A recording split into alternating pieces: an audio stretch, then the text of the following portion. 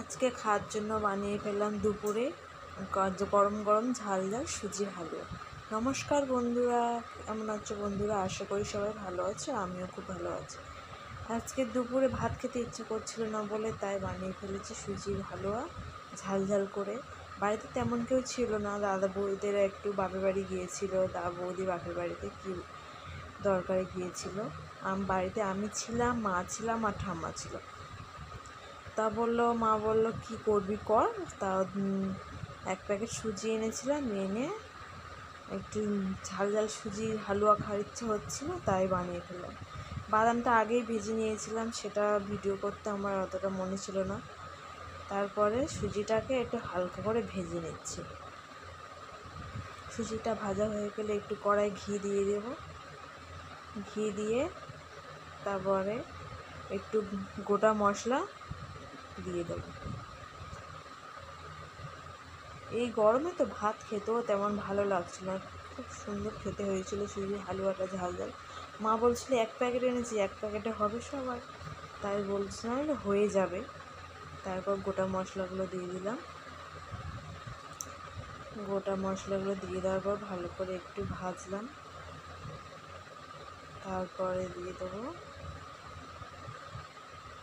দারচিনি।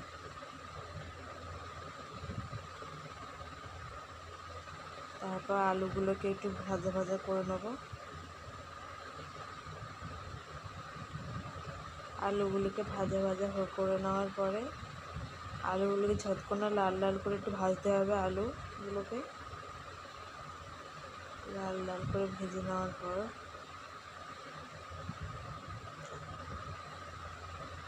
এক হাতে ফোন নিয়ে আর এক হাতে রান্না করা খুবই সমস্যা। ভিডিও করতে গিয়ে খুব সমস্যা হচ্ছিলো, সে দেখেই বোঝা যাচ্ছে ক্যামেরা কেটে যাচ্ছে।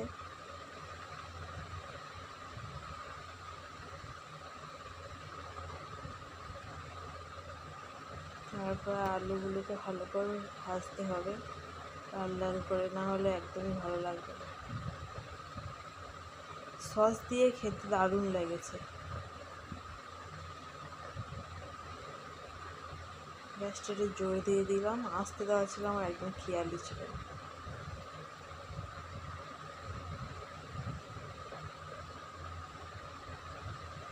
তারপর একটুখানি লবণ দিলাম, ফের আবার একটু ভালো করে ভাজছিলাম।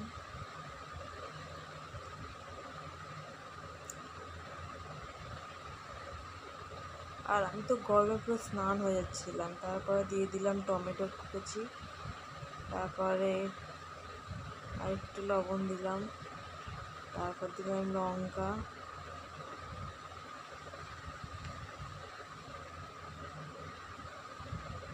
লঙ্কা কুচি, আরও অনেক কিছু দেয়। কারি পাতা, যেমন আমার কাছে ছিল না কারি পাতাটা, কারি পাতা, কাজু বাদাম এগুলো একটু দিলে আরও ভালো টেস্টি হয় খেতে। ওগুলো আমার কাছে অ্যাভেলেবেল ছিল না, তাই যা ছিল অল্প কিছু দিয়ে বানিয়ে ফেলাম। তারপর দিয়ে দেবো সুজি আর ভাজা বাদামটা।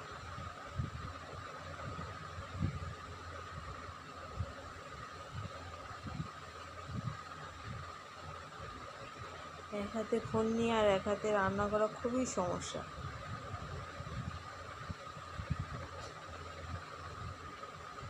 তারপর ভাজা ভাজা হয়ে গেলে ভালো করে ভাজতে হবে অনেকক্ষণ ধরে, নাহলে হবে না।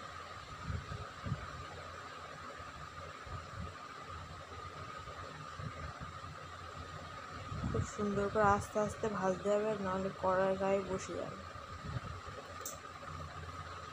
দেখুন কড়ার গায়ে বসে যাচ্ছে, আস্তে আস্তে ভাজতে হবে, নাহলে বসে যাবে কড়ার গায়ে।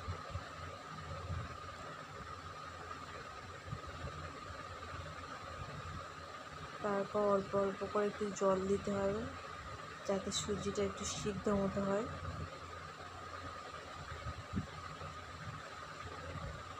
আর এক প্যাকেট সুজি হলে একটু ভালোই হতো, খুব অল্পই হয়ে গেছে, কিন্তু কী করা যাবে। আমি ভেবেছিলাম যে কি এমন হবে খেতে, ভালো হবে কি খারাপ হবে, কিন্তু না, মা খেয়ে বললো খুবই সুন্দর খেতে হয়েছে, খুব ভালো খেতে হয়েছে। আর একদিন ট্রাই করব, সেদিন একটু বেশি করেই করব।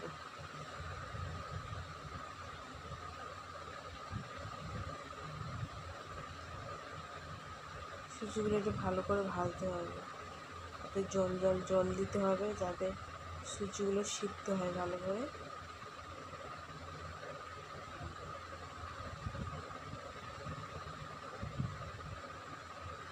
আর একটু লবণ দিলে ভালো হবে।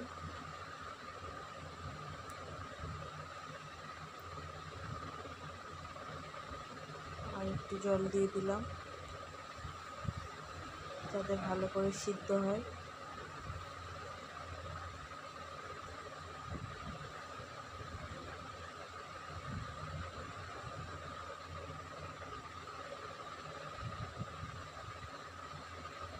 প্রচণ্ড গরম পড়েছে, একদম রান্নাঘরে দাঁড়িয়ে রান্না করা যাচ্ছিল না, কিন্তু কি করব, খেতে তো হবে, খাওয়ার ইচ্ছা হয়েছে, খেতে তো হবে, তাই জন্য বানিয়ে ফেলেছি।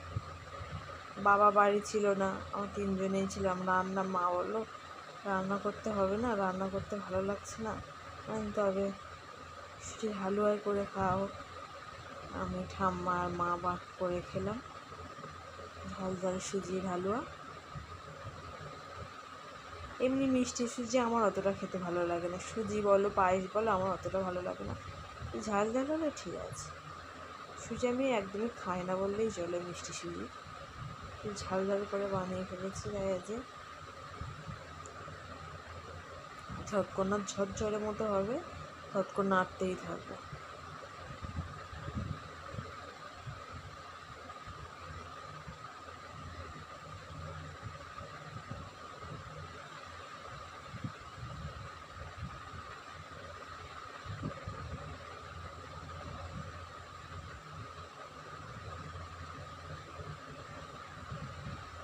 কড়ার গায়ে বসে যাচ্ছিলো, তাই ভালো করে ধরে নাড়তে হবে।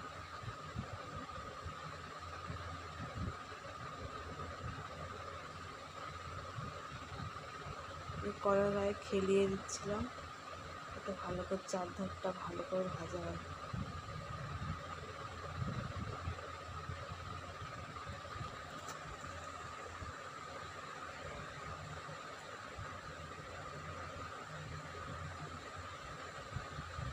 আর একদিন মোমো বানানোর ট্রাই করবো, খুব ইচ্ছা, কিন্তু মনে হয় যে হবে ঠিকঠাক, ওই জন্য একদিন মোমো বানানো ট্রাই করবো। আজকে সুজি হালুয়া বানিয়ে খেলাম,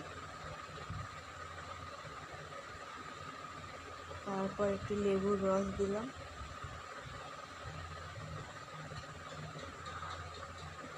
হাফটা লেবু, লেবুটা অর্ধেক করে কেটে নিয়েছি, অর্ধেকটা লেবুর রস দিয়ে দেবো। আবার একটু ভালো করে নাড়াচাড়া করবো।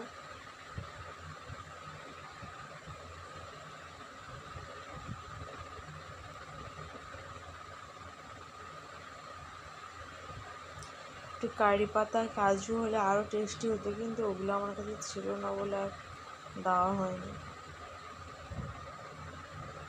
যা হয়েছে ভালোই খেতে হয়েছে।